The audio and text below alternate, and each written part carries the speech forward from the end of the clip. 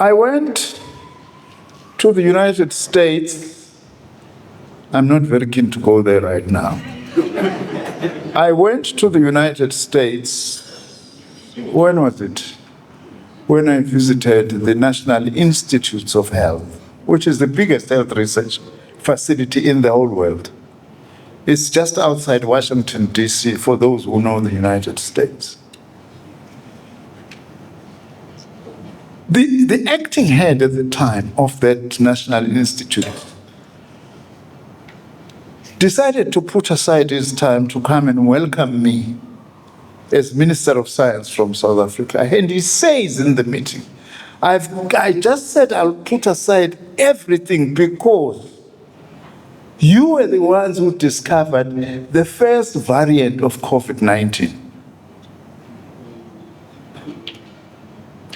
He says, we wanted to stop aeroplanes from South Africa from flying to the United States because we said that was South African COVID-19. And we must not allow South Africans to travel there. He said, had we followed that to the letter, so many more Americans would have died. Because of your scientists, we saved lots of American lives. I want to say two things to you. Thank you very much for your scientists in South Africa. Number two, please tell your president that as American scientists, we apologize for having demonized you, for having discovered the first variant of COVID-19.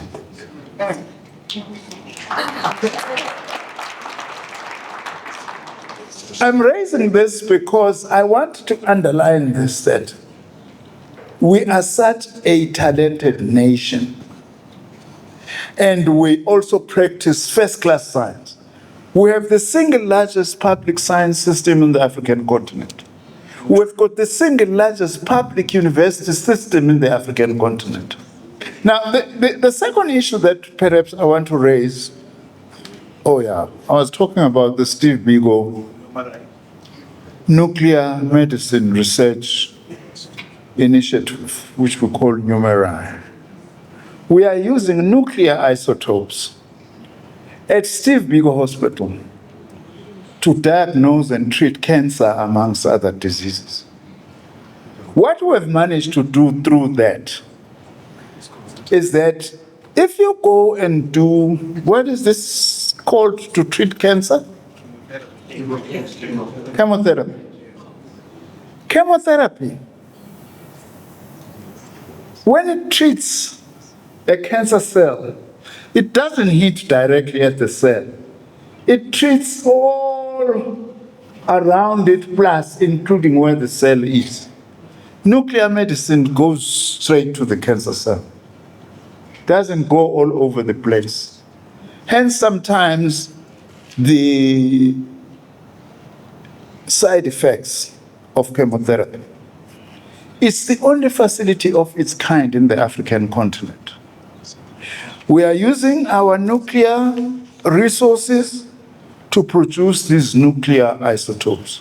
I was told that some people from the United States visited there. It wasn't clear what they wanted.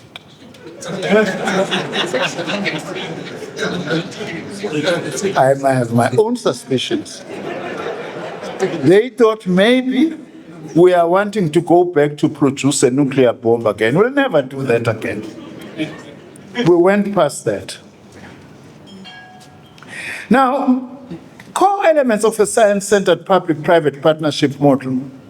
The model must deliberately strengthen the synergy between government, academia, and industry. I can't emphasize that more. That paradigm also must be characterized by a research agenda that must be co-designed. Princeton, wonderful example. Even the TUT. We need to co-design the research agenda so that we get the kinds of products that are going to be of benefit to everybody. Strategic infrastructure also should be shared. That is very important. And agile intellectual property arrangements should be created. Business people understand this even better when one is talking about agility. The model should also recognize that innovation is a continuous rather than a linear process. A professor from Princeton said nicely that he drew that diagram with arrows, and he said, it doesn't always look as smooth as it appears. That's very important, because this is a very complex and a living process. So the issue of agility and coordination. The next matter I just want to briefly reflect on is that there must be priorities that should underpin such a model. What is science, by the way? Science is seeking solutions to solve existing problems that are facing humanity. That's what science is.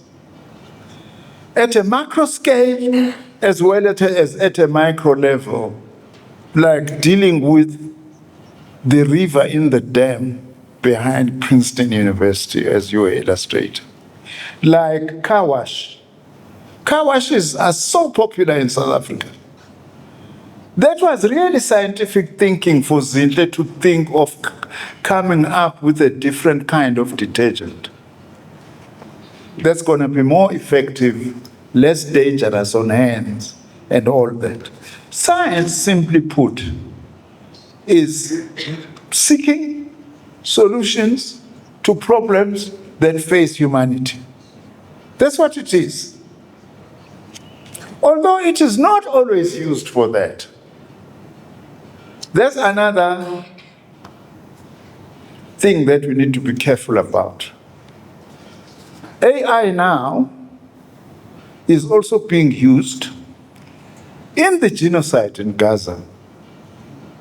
Artificial intelligence, tracing your enemies, using that. Our science that we must seek to build as South Africa must be in line with our own history and commitment to justice and social equality. We must advance science for social justice and science for inclusive growth and development.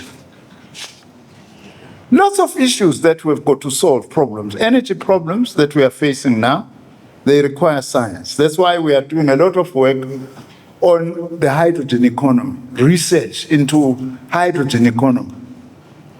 Health and vaccine sovereignty.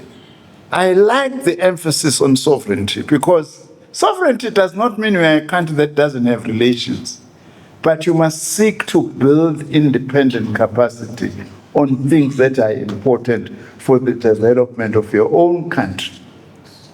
That's why the African Union has said by 2040, 60% of the vaccines needed in Africa, in the continent, must be produced in the continent. We have started, by the way, doing that as South Africa. What is our latest innovation? Is the oral vaccine for cholera. It's the first vaccine that is oral. Thanks for liberating men who are very scared of injections. All men are scared of injections. I've noticed that, myself included.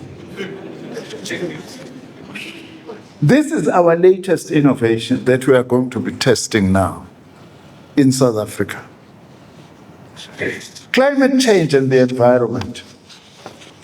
It's a big thing. We mustn't listen to some people who happen to lead very powerful countries who tell us that they only use common sense to run a big country. How can you use common sense to run a country when there is science? In other words, we are saying science doesn't matter. So it's so nice to see someone like our professor here who comes from a big country who says science is important. That's an important counter voice. I'm sorry, you know who else I'm talking about. It's a necessary counter voice. In fact, I'm glad to hear you, Prof, talking like we are talking now. Because To weaken the American science system is to weaken the global science system. So much innovation comes from the United States, and on projects also supported by the United States in terms of research. To kill that is to place humanity in extreme danger. I am willing to concede that, at least, above the importance of science from the United States. Now, as I move towards ending, I just want to say this. Bamanyon, we've got so many innovations that we are supporting as the Department of Science, Technology, and Innovation. But our single biggest problem is scaling up. I can tell you now that Zinhle is possibly faced with that problem of scaling up the production of that detergent. Now, we cannot scale up without industry. So we have no choice other than to work together. If we don't work together, we work separately, we will die actually separately. We'll continue as government sponsoring only research for publications. And industry won't grow, won't innovate, won't be competitive. I can guarantee you that without innovation, without investment into innovation. Also, as I say, we must promote grassroots innovation. We must promote science at the higher end, but also there's grassroots innovation. Lastly, what are the critical enablers now that we need coming out of here? This has been such a rich evening. I'm sorry we are going later than we had planned, Chair, but it was such a rich evening.